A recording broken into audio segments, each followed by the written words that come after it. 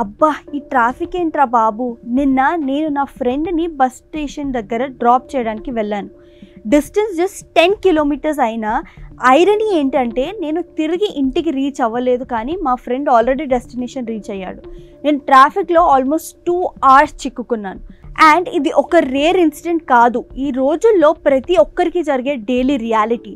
Indian సిటీస్లో traffic అనే problem ఇప్పుడు పీక్ లెవెల్లో ఉంది. ఇక రెయిన్స్ పడిన రోజుల్లో అయితే నిన్న నాకున్న సిచ్యువేషనే ఆల్మోస్ట్ అందరికీ ఉంటుంది. రీసెంట్ డేటా ప్రకారం కోల్కతాలో 10 కిలోమీటర్స్ ట్రావెల్కి 35 minutes పడుతుంది. బెంగళూరులో ఆల్మోస్ట్ 34 minutes, చెన్నైలో 29, హైదరాబాద్లో 10 kilometers డిస్టెన్స్కి 27 minutes యావరేజ్గా పడుతుంది. అంతేకాదు ఈ నంబర్స్ బ్యాక్ సైడ్లో ఇంకో డేంజరస్ స్టోరీ ఉంది. 2024లో బెంగళూరు యావరేజ్గా 117 hours ట్రాఫిక్లో చిక్కుకున్నారు. అంటే రఫ్లీ 2 full working weeks ట్రాఫిక్లో ఉన్నారు. ముంబైలో 13 working days గాన్, జైపూర్లో 82 hours.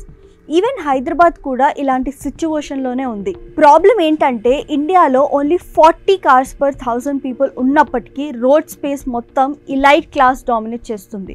ప్రైస్ సర్వే ప్రకారం Tier 2 సిటీస్లో 67% కంప్యూటర్స్ ప్రైవేట్ వెహికల్స్ యూజ్ చేస్తున్నారు. ఈ ఇంబ్యాలెన్స్ వల్ల public buses, metro trains, even autos వచ్చే రూట్స్ కంజెస్టెడ్ అయిపోతున్నాయి. మరోవైపు ఎయిర్ పొల్యూషన్ కూడా ఈ ట్రాఫిక్తో హ్యాండ్ ఇన్ హ్యాండ్ పోతుంది. స్టడీస్ చెప్పినట్లు ఇంటర్సెక్షన్స్లో ఎమిషన్స్ 29 times ఎక్కువ ఉంటున్నాయి compare to free flow road. బెంగళూరులో పొల్యూషన్ తగ్గినా కూడా 4.8% డెత్స్ ఎయిర్ క్వాలిటీ వల్ల జరిగాయి. అంటే ఈవెన్ షార్ట్ టర్మ్ స్పైక్స్ కూడా మేజర్ హెల్త్ ఇంపాక్ట్ ఇస్తుంది. ఇంకోవైపు గవర్నమెంట్ సొల్యూషన్కి ట్రై చేస్తుంది. రోడ్స్ వైడన్ చేయడం, ఫ్లైఓవర్స్ కట్టియడం, ట్రాఫిక్ సిగ్నల్స్ అడ్జస్ట్ చేయడం చేస్తుంది. కానీ అవన్నీ టెంపరీ ఫిక్సెస్ లాగే మాత్రం వర్క్ అవుతాయి. లాంగ్ టర్మ్ సొల్యూషన్కి మాత్రం ఈ స్టెప్స్ సరిపోవు.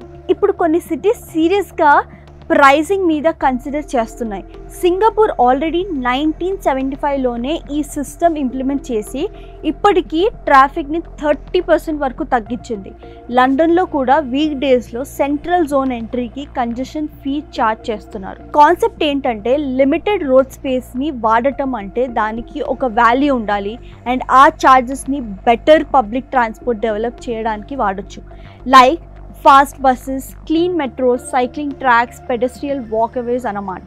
నిజానికి Indian ministry of housing and urban affairs 2013లోనే కంజెషన్ ప్రైజింగ్ ప్రపోజల్ ఇచ్చింది. కానీ proper planning, fair pricing, exemptions and above all strong public transport system build చేశాకనే ఇది సక్సెస్ అవుతుంది. ఎండ్ ఆఫ్ ద డే ఈ మెసేజ్ డెలివర్ చేయాలి. మన సమయం కూడా వాల్యుబుల్, మన సిటీ ఎయిర్ కూడా వాల్యుబుల్. దిస్ ఇస్ అలీకియా సైనింగ్ ఆఫ్.